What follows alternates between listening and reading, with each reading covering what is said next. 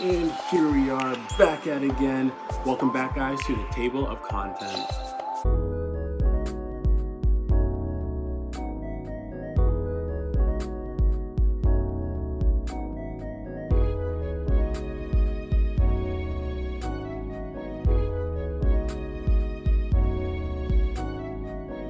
For today's interview, it comes as no surprise. I already mentioned it before. I will be sitting down with the one, the only, my very first coming out person, my younger brother, Marcus. Marky Mark. Oh, Marky Mark and the Funky Bunch. My younger brother, Marcus. The first person I have ever come out to, I ever did come out to. But yes, we'll be sitting down with my younger brother Marcus today to talk about what it's like to have a queer brother, what it's like to have someone come out to you, and what it's like to identify as your sexual orientation or gender. I go into detail a little bit with him on how I identify, how I perceive him, and how I've kind of had a little discussion with him before about it. But this interview, guys, I've been waiting for, and I hope you guys are ready. So sit back, relax, and enjoy my interview with my brother Marcus.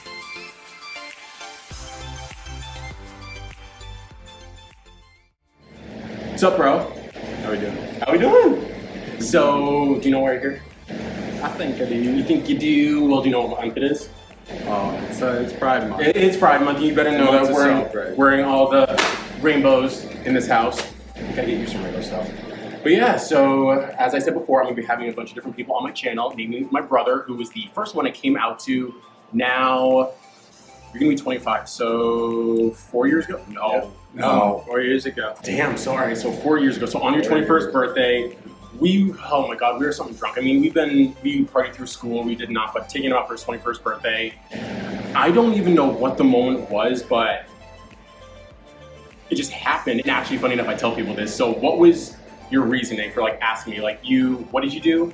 Like for asking? Yeah, what did you question? Like what, like question in terms of like, I don't know. No, you questioned my masculinity, as he likes to say. It's like, And when I thought about that back then, I'm like, okay, I can kind of see that. How did you mean that? What did you mean question my masculinity? I don't know, just like things I thought of in the past that kind of like, they just got me questioning, like, oh wow, like, how much of like, my brother did I really see, and stuff, like truly see and stuff. And for me, I always take a while to try to, to figure these things out. It just kind of like goes over my head more easily than others. But I just started questioning in terms of like, obviously you watched the, the shows you did growing up, you drew, you enjoyed art, you're really damn good at it. Cooking, you had it still to this day, cook a bum, chicken parmesan. So all these little things that, I mean, in general, any straight person could be into and stuff, but it's just one of those things, I think about certain scenarios involving all that, and I'm like, it did make more sense to kind of just like putting it together and stuff. And this was only after the fact, after it came out to me. So, okay. So it gave me some time to kind of reflect and be like, okay, so this makes more sense than that. And, so for me, I still saw my brother as my brother and stuff like that. So it was one of those things that, I thought back, I'm like, oh no, no shit. No shit. My bro, homo. Okay, so I get there were some little innuendos here that led your brother to, but no big deal. Still love you. Still love that you were the first one I came out to. But I guess since coming out, like, what's that been like for you? Like, obviously, like, you have your brother. It was something new to me still, but yet something we were both growing with. But I guess from your perspective as a sibling of a queer brother, like, what was that like for you immediately after? So you just turned 21, you found out your brother likes guys. Even though he had just dated a girl too.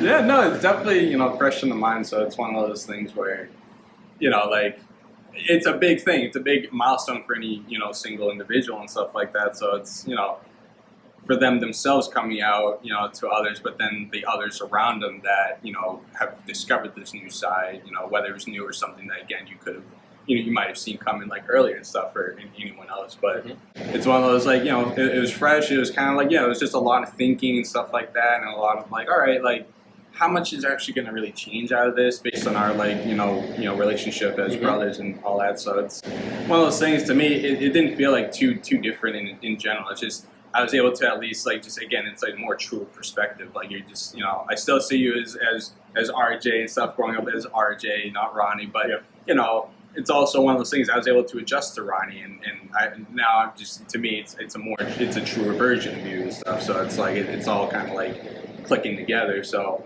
yeah, I mean, in general, like no big changes in my behavior. No, I didn't feel awkward or anything like that. It was just like just mentally like, all right, keep this in mind, and it slowly but surely just got more into my mind. Like I'm like, yeah, like all right, awesome, another day, still the same awesome brother and stuff like that. So if anything, I'd say now more than ever, it's like since then we've been closer. It's one of those things. Like, definitely agree. Luckily we're close growing up and all that stuff, but like that big milestone kind of was like that big turning point. It's like, okay, so this is where we're at in our lives. Yep.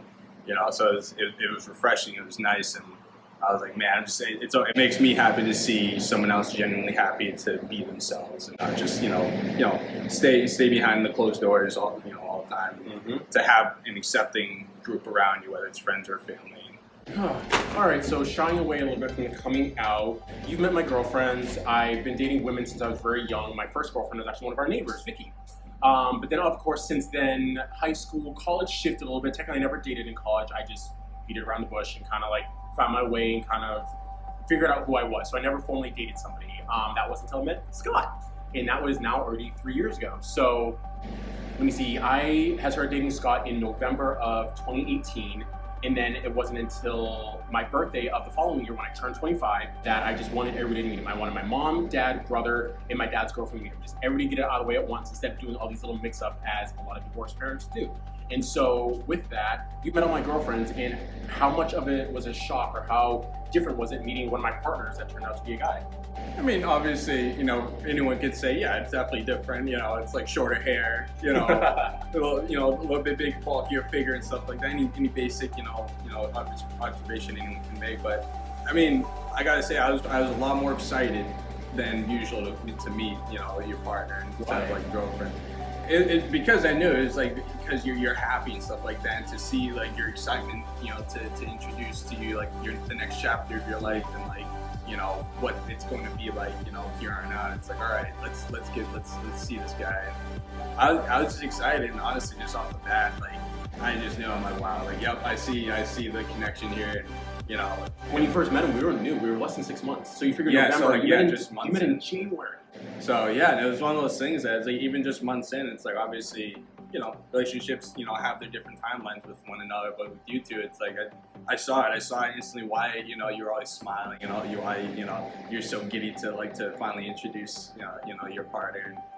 And anytime I see family or friends happy and stuff, it makes me happy automatically. So it's one of those things like it was refreshing. It was new. It was nice. It was just because it just felt again more true. It was like this is it. This is and, I love Scott. Scott, man. Yeah, because you guys had technically met, not formally, but like we play Fortnite, so of course we play video games, and right, yeah, no, I met him first through it. So you heard his voice, you heard his persona, and of course I showed you pictures and whatnot, but you got to hear him. And of course in game mode, we're all completely different creatures playing with each other. But playing Fortnite, I remember that. It was definitely a month before that, but then I definitely wanted you guys just all meet him. And during my birthday, that was probably the best birthday present I could have ever had, is everybody getting to meet my partner, my first legit partner that I wanted to introduce to the family. And honestly, as nervous as I wasn't.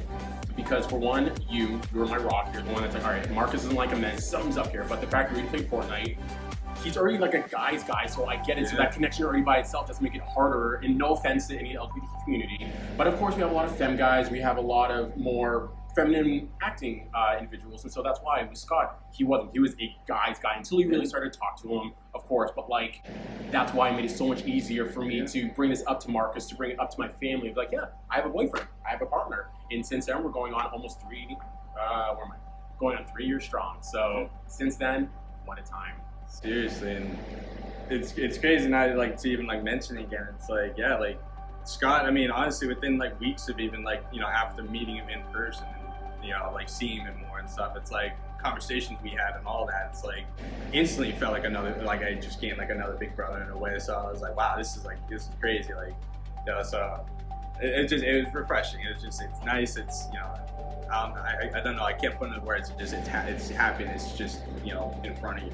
So it's awesome to be able to be part of it. If you will. So after meeting big bro, I guess, but we'll get that much later. There is no wedding ring on here. There's no engagement ring. We'll get to that. I would say in Merrimack, it was pretty diverse, but we never really had a lot of gay or LGBT youth growing up. And I guess like after me coming out, like, do you notice more? Do you like think to yourself, or like, do you have anybody gay that works with you or that you've been in classmates with? Absolutely.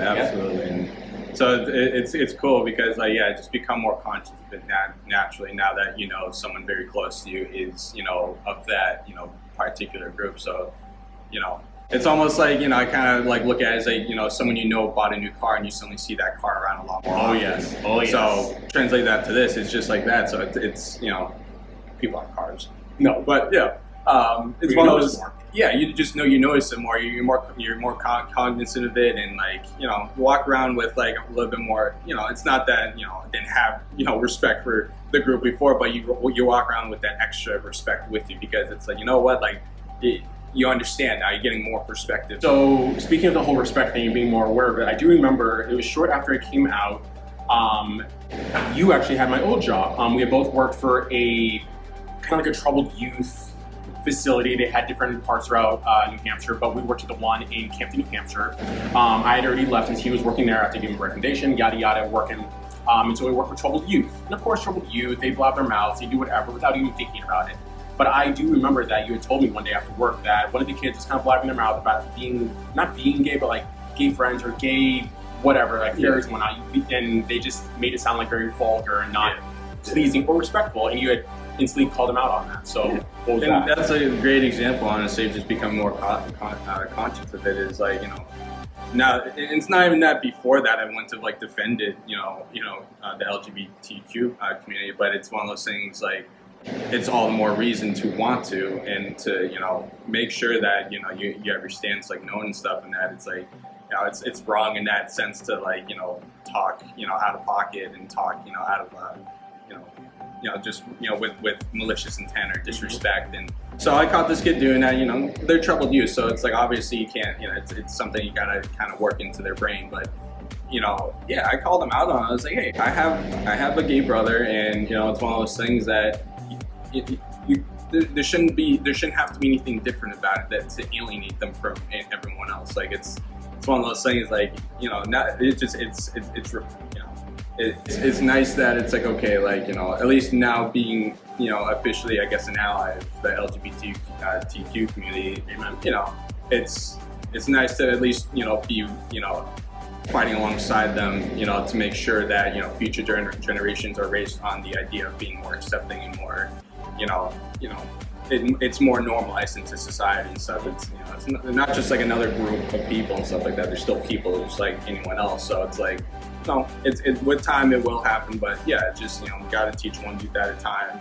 Make sure that it's known to them that's not the right thing to say or anything. Then, you know, I can't go without saying personally, growing up and stuff like that, like, you know, we drop like those, you know, terms here and there and stuff, but that was never with malicious intent. We never had anything against the community and stuff. It's just that, you know, it's just how we grew up and how, you know, the circumstances were and who we were around stuff. And not knowing that, it's like growing with a brother who eventually came out as gay. So it's like, again, it's fresh perspective. It's something that just you're more conscious of and you kind of carry with you, like, you know, from then on out. So, you know, it's nice. I love it. Good. You were talking before about being an ally, which of course I love having you as one, but every ally needs their little rainbow, and so I will give that to you, as you can style and do whatever you want, but also I'm going to call your ass out. When did I ever come out as gay? Never. I came out, actually no, first off, you were questioning my masculinity, and when I came out, you're like, gay? I'm like, no, back up. He's like, bi. I'm like, yes, bisexual, because I dated women, I was into men, but then of course, as we come out, we evolve, we find ourselves, and then I landed on pansexual. And I actually had a conversation with Marcus and one of his roommates about how I self-identify. So as me, Ronnie, I self-identify as a cisgender male, meaning I was born as a male, I identify as a male, I use he, him, his pronouns, but then sexual orientation, I identify as pansexual. So it's a little bit of a step above bi. So bi, we think is bisexual, which is binary, so men and women. Pansexual takes that a step further, which is, the way I explain it to people is I don't see gender, I don't see the shell that's on the outside, I see the soul, I see the personality, all the attributes in a person that I find attractive and love, find themselves into a person. So I look for like obviously like smart people that are quick on their feet, hilarious and humorous, and if that winds up in a female body, great, in a male body, okay. And with that, I had to explain to people that it's like, it doesn't really matter. I'll date a black, blue, green person that is from halfway across the world, doesn't matter. But the fact of self-identifying, and yes, it has labels, but I think labels do have their place, but then also it's like, why have them in the first place? But just to be able to understand me, I will always agree with gay or queer fine, but then I will always educate you and correct you that no, I'm not gay, I'm pansexual. So, with you, how do you identify? How do I identify? I mean, without knowing too much of like the background of like, you know, the terminology and stuff, I am straight, of course. I'm straight.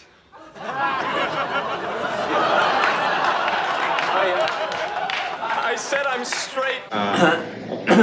Straight. I'm straight, but like, I mean, it's a spectrum. Yeah, it's a spectrum of straight, I guess. It's one of those things that it's like, I know I'm into women, I'm not into men.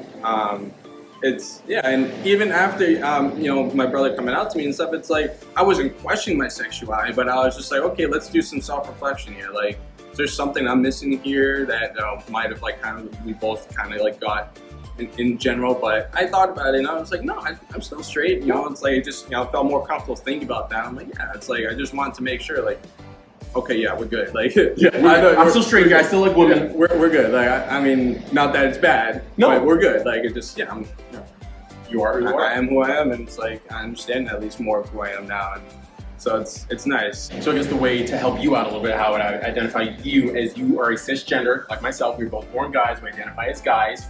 So you would be more heterosexual. So you have the homosexual, hetero, meaning just one gender, realistically more women or the opposite sex. And then, like I said, your pronouns are he, him, his. So there's regular. So that's not hard at all. Pretty clear cut. Pretty clear cut. You see what you get. You see a black man, you get a black man. You see a straight man, that's what you're gonna get. There's nothing hidden behind here other than some of his talents, which we'll get into much later.